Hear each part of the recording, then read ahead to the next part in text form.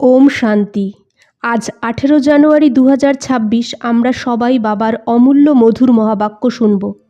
ওম শান্তি। মিষ্টি বাচ্চারা, তোমরা এই ইউনিভার্সিটিতে এসেছো পুরনো দুনিয়া থেকে মরে নতুন দুনিয়ায় যাওয়ার জন্য। এখন তোমাদের প্রেম এক ভগবানের সাথে হয়েছে। আজকের প্রশ্ন, কোন বিধি দ্বারা বাবার ইয়াদ করলে তোমরা সহকার অর্থাৎ ধনী হয়ে যাবে? উত্তর, বাবা হলো বিন্দু। তোমরা বিন্দু হয়ে বিন্দুকে ইয়াদ করো তো সহকার হয়ে যাবে। যেমন একের সাথে একটা বিন্দু লাগাও তো 10, আর একটা বিন্দু লাগাও তো 100, আর একটা লাগাও তো 1000 হয়ে যায়। সেই রকম বাবার ইয়াদেও বিন্দু লাগাতে থাকো, তোমরা ধনবান হতে থাকবে। ইয়াদেই অর্থাৎ মনে করলেই সত্যিকারের কামাই হবে। গীত। महफिल में जल उठी समा परवाने के लिए, प्रीत बंधी है मर जाने के लिए। ওম শান্তি। এই গানের অর্থ কত বিচিত্র। প্রীত হয়েছে কার জন্যে? কার সাথে হয়েছে? ভগবানের সাথে, কারণ এই দুনিয়া থেকে মরে ওর কাছে যেতে হবে। এমন কারো সাথে কখনো প্রীত হতে পারে কি যে মনে হয় মরে যাব? তাহলে কেউ প্রীত রাখবে? গানের অর্থ কত ওয়ান্ডারফুল। শামার সাথে পারওয়ানা প্রীত রেখে জ্বলে জ্বলে মরে যায়। তোমাদের বাবার প্রেমে শরীর ছাড়তে হবে, অর্থাৎ বাবার ইয়াদ করতে করতে শরীর ছাড়তে হবে। এটা গাওয়া হয় একজনার জন্য। এই বাবা যখন আসে, ওনার সাথে যারা প্রীত রাখে তাদের এই দুনিয়া থেকে মরতে হয়। ভগবানের সাথে প্রীত রাখে তো মরে কোথায় যাবে? অবশ্যই ভগবানের কাছেই যাবে। মানুষ দান, পুণ্য, তীর্থ যায় ইত্যাদি করতে থাকে ভগবানের কাছে যাওয়ার জন্য। শরীর ছাড়ার সময়ও মানুষরা বলে ভগবানকে মনে করো। ভগবান কত নামি দামি হয়। উনি আসেন তো সারা দুনিয়াকে শেষ করে দেয়। তোমরা জানো আমরা এই ইউনিভার্সিটিতে আসি পুরনো দুনিয়া থেকে মরে নতুন দুনিয়ায় যাওয়ার জন্য। পুরনো দুনিয়াকে পতিত দুনিয়া, হেল বলা হয়। বাবা নতুন দুনিয়ায় যাওয়ার জন্য রাস্তা বলে, শুধু আমাকে মনে করো, আমি হলাম হেভেনলি গড ফাদার। ওই ফাদার থেকে তো তোমরা ধন সম্পদ পাও, বাড়িঘর পেয়ে যাও। মেয়েরা তো বর্ষা পায় না, ওদের অন্য বাড়িতে পাঠিয়ে দেয়। তো ও তো ওয়ারিস হলো না। এই ভগবান তো হয় সব আত্মাদের বাবা। এনার কাছে সবাইকে আসতে হবে। কোনো না কোনো সময় অবশ্যই বাবা আসে, সবাইকে ঘরে নিয়ে যায়। কারণ নতুন দুনিয়ায় অনেক অল্প মানুষ হয়, পুরনো দুনিয়ায় তো অনেক হয়। নতুন দুনিয়ায় মানুষ অল্প হয় আর সুখ অনেক হয়। পুরনো দুনিয়ায় অনেক মানুষ হয় তো দুঃখ অনেক হয়। এর জন্য ডাকে। বাবু গান্ধীও বলতো, হে পতিত পাবন এসো।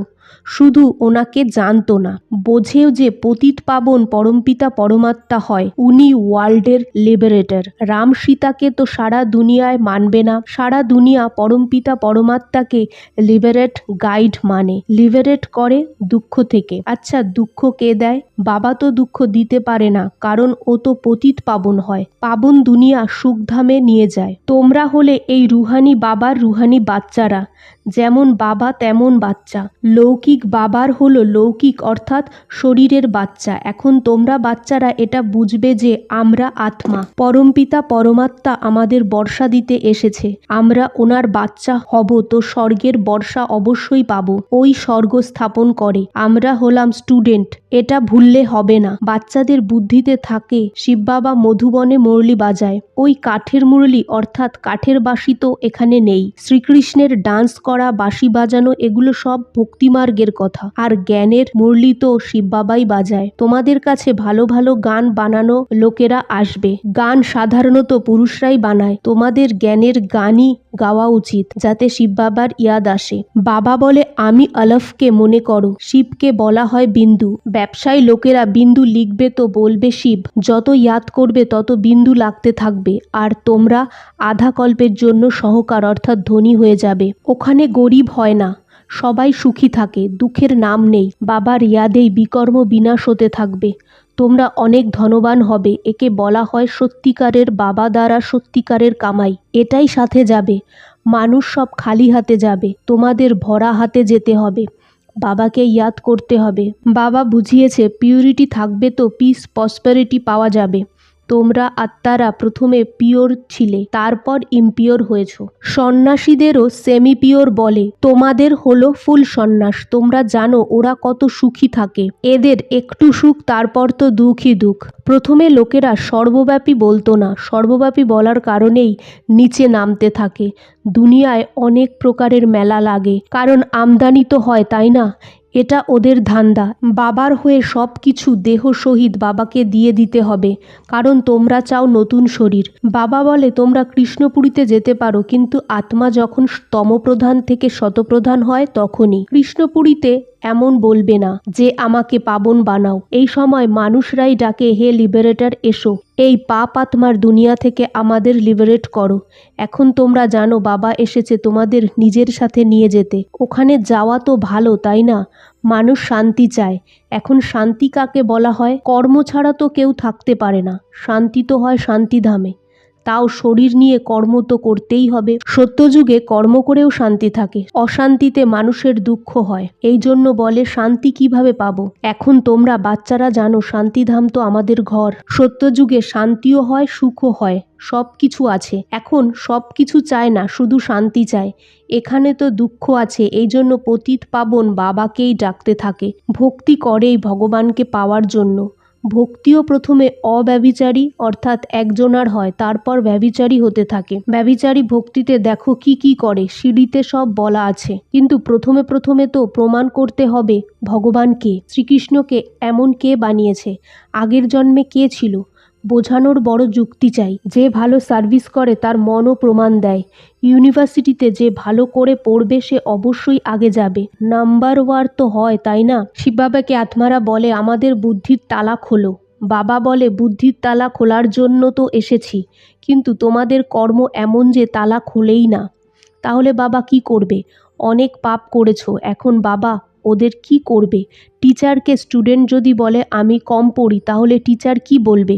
টিচার তো কোনো কৃপা করবে না, তাই না? বলে ওর জন্য এক্সট্রা টাইম রাখবে, বসে প্র্যাকটিস করো। ভক্তিমার্গে বলবে মন্ত্র মনে করো, মালা জপো।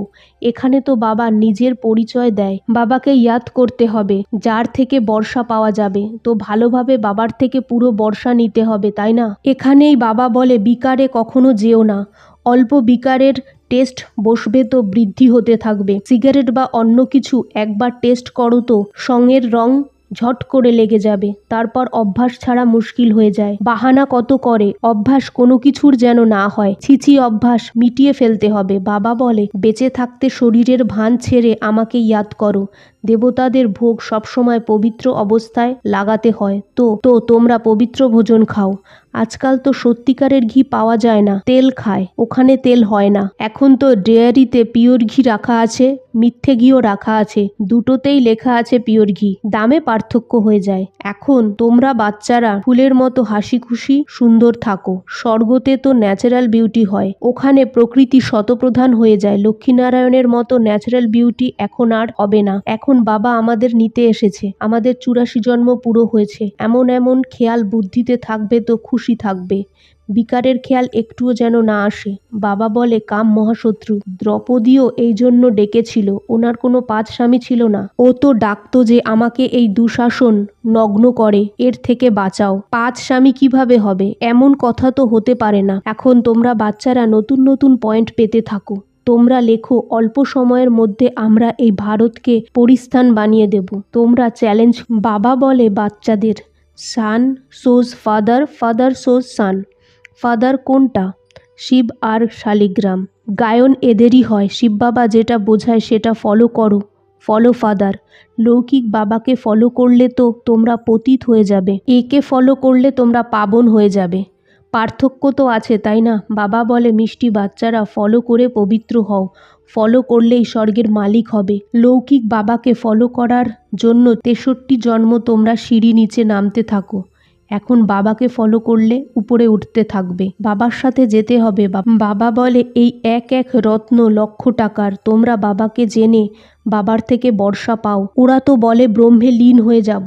লীন তো হওয়া যায় না, আবার আসতে হবে। বাবা রোজ বোঝাতে থাকে মিষ্টি মিষ্টি বাচ্চারা প্রথমে সবাইকে বাবার পরিচয় দিতে হবে। পারলৌকিক বাবা বর্ষা দেয় পাবন হওয়ার, এই জন্য বেহাদের বাবাকে বলাও হয় যে পাবন বানাও। ও হলো পতিত পাবন। লৌকিক বাবাকে পতিত পাবন বলা যায় না, ও নিজেই ডাকে হে পতিত পাবন এসো। তো দুটো বাবার পরিচয় সবাইকে দিতে হবে। লৌকিক বাবা বলবে বিয়ে করে পতিত হও, পারলৌকিক বাবা বলে পাবন হও। আমাকে ইয়াদ করে তোমরা পাবন হয়ে যাবে।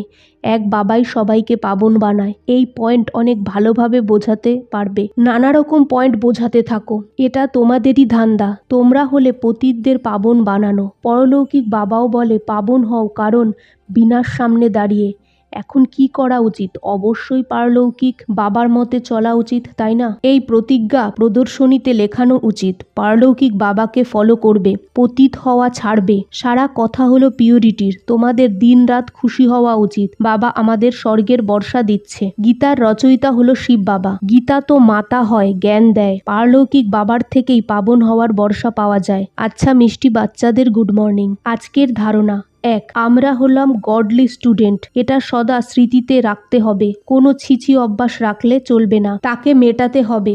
বিকারের একটুও খেয়াল যেন না আসে।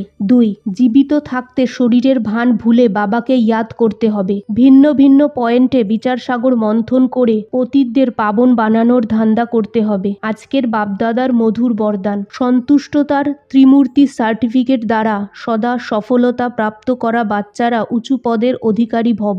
সদা সফল হওয়ার জন্য বাবা আর পরিবারের সাথে সঠিক কানেকশন চাই। প্রত্যেককে 3টে সার্টিফিকেট নিতে হবে, বাবার, নিজের আর পরিবারের। পরিবারকে সন্তুষ্ট করার জন্য ছোট্ট একটা কথা মনে রাখো, রিগার্ড দেওয়ার রেকর্ড নিরন্তর চলতে থাকে। এতে নিষ্কাম হও। বাবাকে সন্তুষ্ট করতে হলে সৎ হও, আর নিজের কাছে সন্তুষ্ট থাকতে হলে সদা শ্রীমতের গণ্ডির ভিতরে থাকো। এই 3 সার্টিফিকেট উঁচু পদের অধিকারী বানিয়ে দেবে। আজকের স্লোগান: যে চিত্রকে না দেখে চৈতন্য আর চরিত্রকে দেখে ওই শ্রেষ্ঠ চরিত্রবান হয়। ওম শান্তি।